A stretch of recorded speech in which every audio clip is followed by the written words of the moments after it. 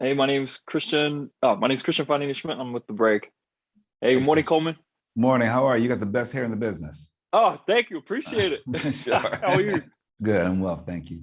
Good, good. Yo, I watched the movie twice last night and I had the lights on, but still you freaked me the fuck out. Like it was, it was This I sweet would face. argue. This sweet face.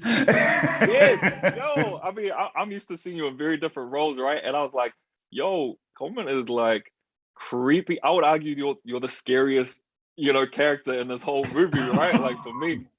And I'm like, what were you tapping into? Like, can you give us a little bit about that? I was tapping into my truth. I'm totally kidding. I'm not the creepy person. I think honestly, I was tapping into the trauma that William Burke has had and historically has had, and how he's the keeper of this trauma, and then Mm, what that does when, especially when it comes to mental health, if it's not dealt with.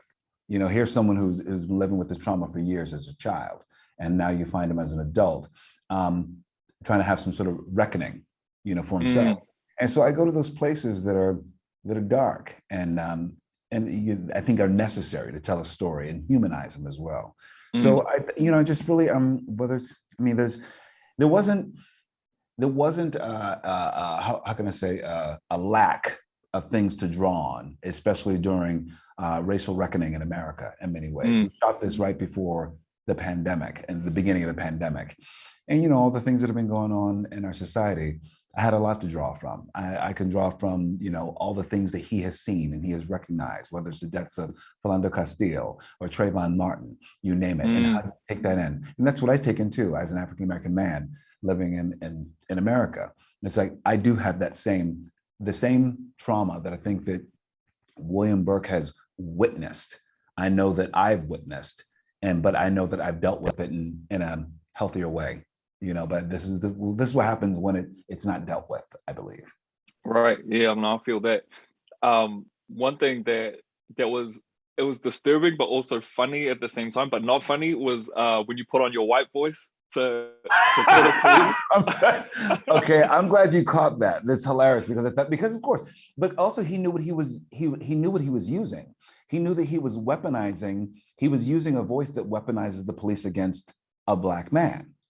So Mm, that's why he called the authorities and switched his voice. He code switched quickly in order to mm. get the authorities to come.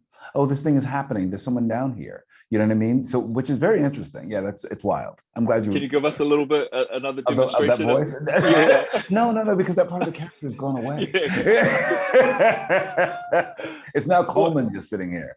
yeah, no, no, I feel you. Well, the last thing I wanted to ask you was like, because I watched it twice and so I was capturing different things, as a each viewing. And one of the things that I noticed that I didn't quite catch the first time was like when we first see you, you're doing laundry, right? And then like, you go on to run this laundromat. So what's that mean to you?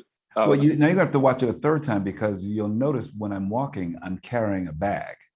And if Yeah. you notice the bag, what's in the bag is the tools that I have, the saw and everything to so Oh, basically he carries exactly, I recognize who he is, and he yep. carries my bag. He carries the things that I will use to turn him into Candyman. So I Snap. think snap, they're gonna watch it a third Yeah, time. yeah, yeah, I Yeah, but do, he's I but I do. think that he's assessing and the entire time he's been watching, he's been there. He's so ingrained in the neighborhood. And so he knows and he's been summoning, this child to come back. He's been doing his own summoning to come back Mm, to summon the spirit of Candyman because I think that he's really trying to examine Black trauma in his neighborhood as it's being gentrified. I think that the thing that I take away the most with William Burke is that he's very convinced that you can't just come in and take over this neighborhood and just mhm, have the beautiful landscape and everything. You must take everything, and that means the trauma as well. You mm. can't eradicate that. Take all of us. Sweet. Thank you so much for your time, Colm. So thanks, man. I appreciate it. All right, have a good day. Bye-bye.